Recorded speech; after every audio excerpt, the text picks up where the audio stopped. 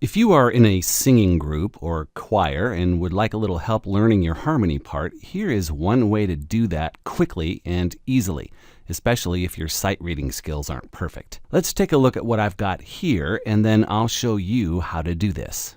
This is a MIDI file that's been imported into a program called Reaper, which is my favorite recording program. We'll talk about that in a second. But if I just hit the play button,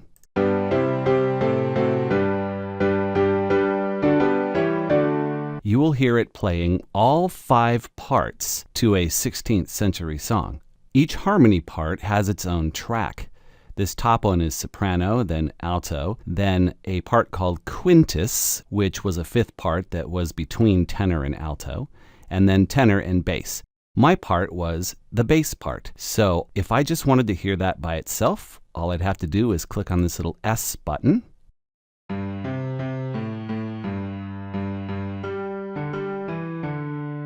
And I could go through the whole part and just listen and practice until I got my part down. And then I could unsolo it and let all the parts back in if I'm confident in my part.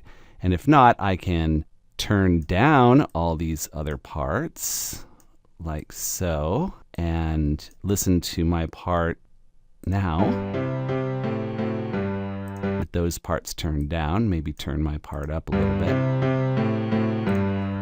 Or I could mute any of these other parts. Maybe I just want to listen to my part and the melody, etc. So let's talk about how to do this. You'll need a MIDI file of the song. If you don't know what a MIDI file is, see our video called Intro to MIDI and Virtual Instruments on YouTube here. Many classical or medieval/Renaissance pieces are already on the internet to freely download, which is awesome. If your song isn't on the internet, but you have someone in your group that uses notation software to print sheet music for you, they can export the song from that notation software as a MIDI file. So those are ways that you can get the MIDI file. Our group is doing a song from 1595 called Now is the Month of Maying, written by Thomas Morley. A quick search on Google led me to this site here, which offered a choice of MIDI files. You could have a MIDI file just for one part. Each individual part has its own MIDI file. Or you can download the complete MIDI file that has all the parts in it. That is what we want to do. So just download this MIDI file to somewhere on your computer and save it. Now open Reaper, or any other audio program that allows you to use MIDI and virtual instruments. If you don't have Reaper, I highly recommend it for all your audio recording, editing, and producing needs. It downloads from the internet really quickly and has a 60-day free trial that is fully functional.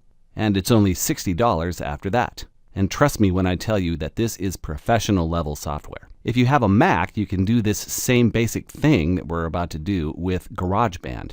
But since this is a Windows computer, we're going to go ahead and assume that you've got Reaper installed now. So open that up. Now go to Insert and select Media File. You do not want New MIDI Item, even though we are using a MIDI file. You want Media File. So just click on that, and now navigate your way to where you saved that file when you downloaded it. Here is mine. It's called Maying. Now you'll get a prompt asking if you want to expand 5 MIDI tracks to new Reaper tracks. That is what you want to do. So click OK. Leave that check mark in there and click OK. And now let's zoom out so we can see all our tracks. And since there's 5, we'll zoom out horizontally there in Reaper, and you can see all 5 MIDI tracks to represent all 5 of the harmony parts in this song. How cool is that? But since they are MIDI files and not audio files, you won't hear anything yet if you press play. Let's rewind to the beginning. Press play, you won't hear anything. MIDI files need instruments to play. Now Reaper does come with a virtual instrument you can use, but I don't think it's the best thing for this task. It's called Resynth. So if I attach Resynth to the soprano part here and click play, you'll hear it. that sound doesn't really work for me. I'd prefer to have a piano sound, so I'm going to remove that. Now you can download a free piano virtual instrument called Forefront Piano. The video I referred to earlier on MIDI and virtual instruments shows you how to download and install that. Once that's done, all you do is attach the piano to each track. So click on the Effects button, click on VSTI, which stands for VST Instruments, and click on Forefront Piano Module, and then click the red button, and now it's attached to the soprano part. Let's do the same thing for all the other parts. And now you'll be able to hear all the parts. Let's rewind and click play.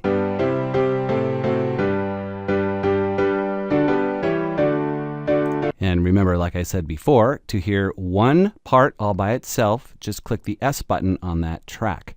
This is the quintus part.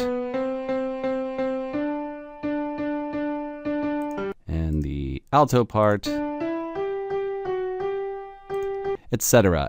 And you can use these volume knobs to turn down or up the volume on each of those parts, or you can just listen to your part by itself, or you can listen to your part with any number of the other parts. This is a really quick way to help you learn your part better, especially if you're not so good at sight reading, like I said before, and like I am not. One other thing you can do, now that you have these instruments attached, is you can create a learning audio file for yourself. So if you want an audio file that you can listen to on your MP3 player or on your computer, then all you have to do is render the song like this, and you can create an audio file from it. If you have a part soloed, you just want to hear your part, then if you just click the S and go to File, Render, and name it and save it, you'll be able to create an audio file for just your part. Then if you wanted to practice singing against all the other parts, you can create an audio file with just the other parts missing your part, and again, File, Render, and you might just want to have both of those and practice with both files. So hopefully that will help you learn your part if you're part of a harmony singing group.